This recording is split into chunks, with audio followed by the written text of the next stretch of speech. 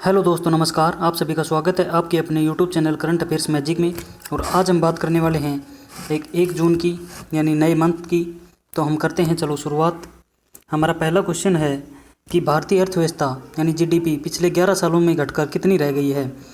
तो हमारे जो भारत सरकार के सांख्यिकी एवं कार्यक्रम क्रियान्वयन मंत्रालय है, इसने वर्ष 2019-20 में जो जीडीपी थी उसको कंपेयर किया है 2018-19 से। जो 2018-19 में 6.1% जीडीपी थी, अब उसकी तुलना में घटकर 19-20 में 4.2% रहने का अनुमान उन्होंने लगाया है, जो पिछले 11 वर्षों में सबसे भारी गिरावट है। इससे पहले वर्ष 2019-20 में भारतीय अर्थव्यवस्था है वह 5% की दर से वृद्धि का अनुमान लगाया गया था। और जो वर्ष 19-20 था उसकी चौथी तिमाही में भारत के सकल घरेलू उत्पाद यानी जीडीपी की वृद्धि दर घटकर 3.1% रह गई थी, जबकि पिछले साल इसी अवधि में वृद्धि दर 5.7% से धीमी हुई है। और इस धीमी जीडीपी के कारण हमारी जो धीमी विकास दर के कारण जो व्यक्तित्व आय है वह 1 लाख रुपए के आंकड़े को भी पार नहीं कर पा रही है। हमारा अगला क्वेश्चन है कि वाडा ने किस खिलाड़ी पर डोपिंग के चलते 4 साल का बैन लगाया है। तो वह है किरणजीत कौर। और किरणजीत कौर पर वर्ल्ड एथलीट एंटी डोपिंग निकाय ने 4 साल के लिए इनके ऊपर बैन लगा दिया गया है, क्योंकि इन्होंने प्रतिबंध जो पदार्थ हैं उनका सेवन करने इनको टेस्ट है जो इनका पॉजिटिव पाया गया था। और इन्होंने टाटा स्टील कोलकाता के अंदर जो स्वर्ण पदक जीता था उसे भी वापस ले लिया गया है। और इनके ऊपर जो प्रतिबंध है वो 15 दिसंबर 2019 से लागू किया गया और 26 फरवरी को विश्व एथलीट द्वारा इन्हें अंतिम रूप से निलंबित कर दिया गया था।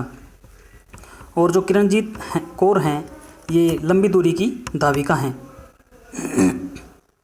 वाडा के अध्यक्ष सर क्रेडिक रीड हैं और इसका हेडक्वार्टर मॉन्ट्रियल कनाडा में है और इसकी स्थापना 10 नवंबर 1999 को हुई थी। सेहान मधुशंका हैं, ये श्रीलंका के एक बॉलर हैं, इनके ऊपर भी बैन लगा दिया गया है। हमारा अगला क्वेश्चन है इंडिगो के नए स्वतंत्र निदेशक के रूप में किसे नियुक्त किया गया है। तो यह किया गया है वेंकटरमणि सुमंत्रन को। और इनको एयरलाइन कंपनी इंडिगो का स्वतंत्र निदेशक नियुक्त किया गया है। और वर्तमान में ये चेन्नई में जो सेलेरिस टेक्नोलॉजी के अध्यक्ष और प्रबंधक निदेशक के रूप में कार्य कर रहे हैं। और जो इनकी नियुक्ति है ये 5 साल के लिए की गई है। जो थियरी डेलापोर्ट हैं ये विप्रो कंपनी के सीईओ और एमडी चुने गए हैं। और जो एमान इज्जत हैं ये कैम्पजेमिन समूह के सीईओ चुने गए हैं। लियोपुरी ये JP Morgan south Asia and east Asia के अध्यक्ष चुने गए हैं। इंडिया एयरलाइंस का जो हेडक्वार्टर है वो गुरुग्राम हरियाणा में है और इसकी स्थापना 2006 में हुई थी। हमारा अगला क्वेश्चन है कि ब्रिक्स के टैक्स प्राधिकारों के प्रमुखों की बैठक की मेज़बानी किस देश के द्वारा की गई। तो जो ये अभी ब्रिक्स के टैक्स प्राधिकारियों की प्रमुखों की जो बैठक हुई इसकी जो मेज़बानी है ये रूस के द्वारा की गई। और जो ये ब्रिक्स की जो बैठक हुई ये ब्राज़ील, रूस, भारत, चीन और दक्षिण अफ्रीका देशों के संगठन के अंदर हुई और यह 29 मई को आयोजित की गई थी। और इस बैठक की जो मेज़बानी है वो फेडरल टैक्स सर्विस ऑफ रूस द्वारा की गई थी। और वर्तमान में जो कोविड-19 महामारी चल रही है इसकी प्रतिक्रिया पर इन्होंने चर्चा की और अन्य मामलों के सहयोग से संभावित क्षेत्रों का पता लगाने का अधिकार इन्होंने लगाया है।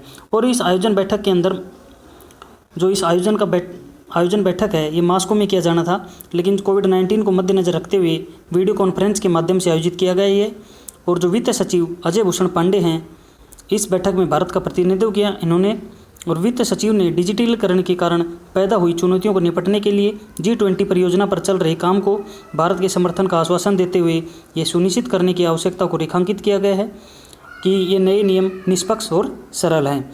ब्रिक्स का जो हेडक्वार्टर है वो शंघाई चीन में है और इसके अध्यक्ष हैं केवी कामत। और इसके जो सदस्य देश हैं वो हैं ब्राज़ील, रूस, भारत, चीन और दक्षिण अफ्रीका। हमारा अगला क्वेश्चन है कि मुख्यमंत्री स्वरोजगार योजना का शुभारंभ किस राज्य सरकार ने किया। तो यह किया है उत्तराखंड सरकार ने।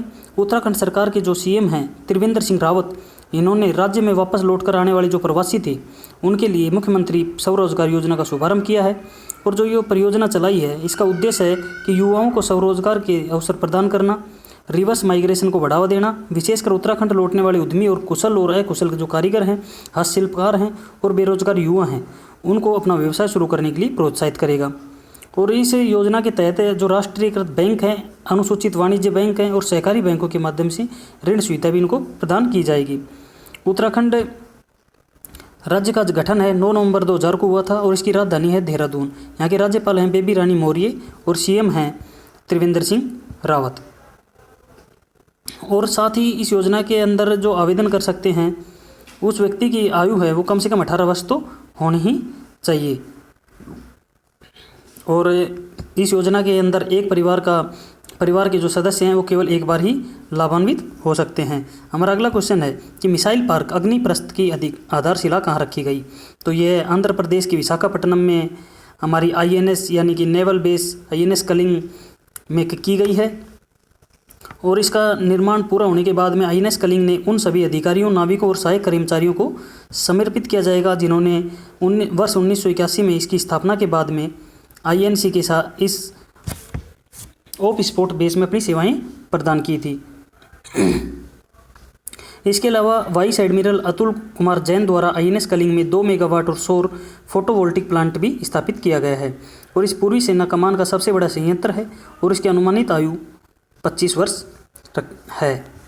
हमारा अगला क्वेश्चन है कि साई के महानिदेशक के कार्यकाल को 2 साल का विस्तार मिला है, तो ये साई के महानिदेशक कौन थे? तो हमारे जो युवा, साई का मतलब है स्पोर्ट अथॉरिटी ऑफ इंडिया और इसके युवा कार्य एवं खेल मंत्रालय जो भारतीय खेल प्राधिकरण के महानिदेशक हैं वो थे संदीप प्रधान और इनके कार्यकाल को 2 साल को बढ़ाने का फैसला लिया है और ये जो कार्यकाल है इनका 6 जून 2020 से लागू किया जाएगा। भारतीय खेल प्राधिकरण का हेडक्वार्टर दिल्ली में है और इसकी स्थापना हुई थी 25 जनवरी 1984 को।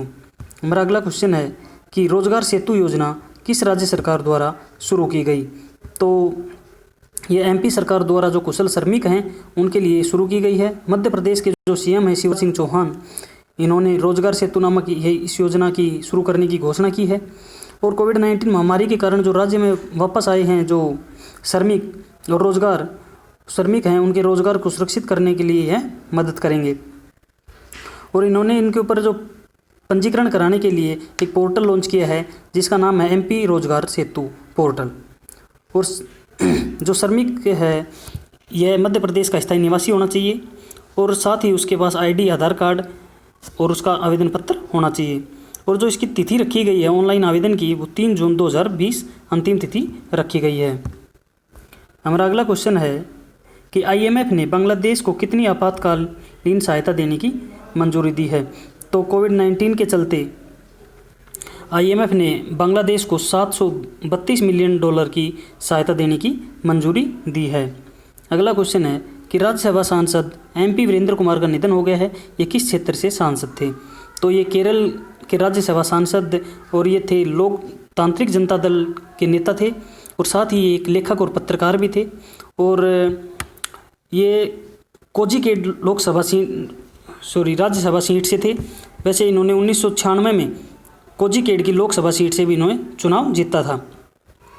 और साथ ही इन्हें HT देवगौड़ा और इंद्र कुमार गुजराल के नेतृत्व वाली संयुक्त सरकार में केंद्रीय वित्त राज्य मंत्री और केंद्रीय श्रम राज्य मंत्री के रूप में भी इन्होंने कार्य किया। और वर्ष 2004 में एक बार फिर लोकसभा सांसद चुने गए और अप्रैल 2016 से अभी राज्यसभा के सदस्य थे। साथ ही इन्हें एक साहित्य अकादमी पुरस्कार से भी सम्मानित किया जा चुका है। और इनका जन्म था जो 22 जुलाई 1936 को केरल के वायनाड जिले के कलपेट्टा में हुआ था।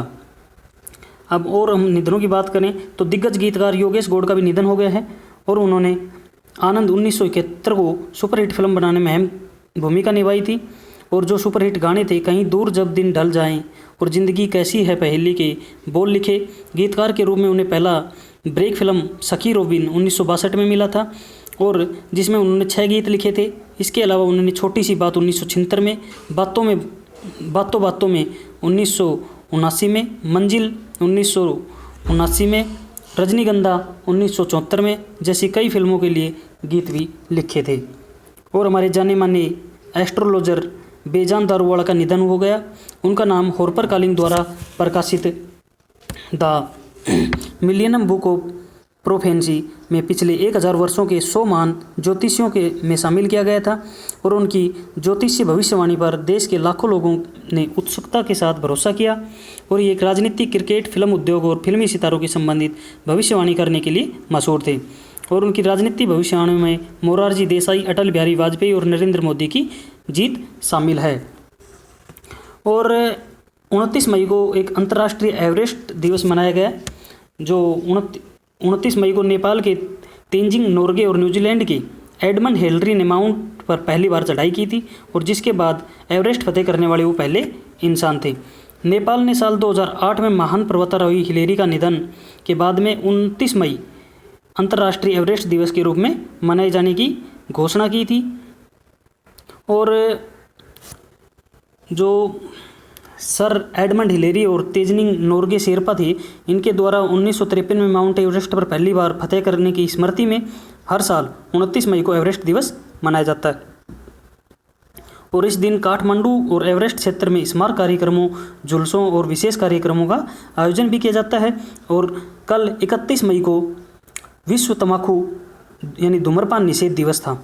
तो धन्यवाद दोस्तों, आज के लिए इतना ही। हम मिलते हैं नए वीडियो में नई अपडेट्स के साथ।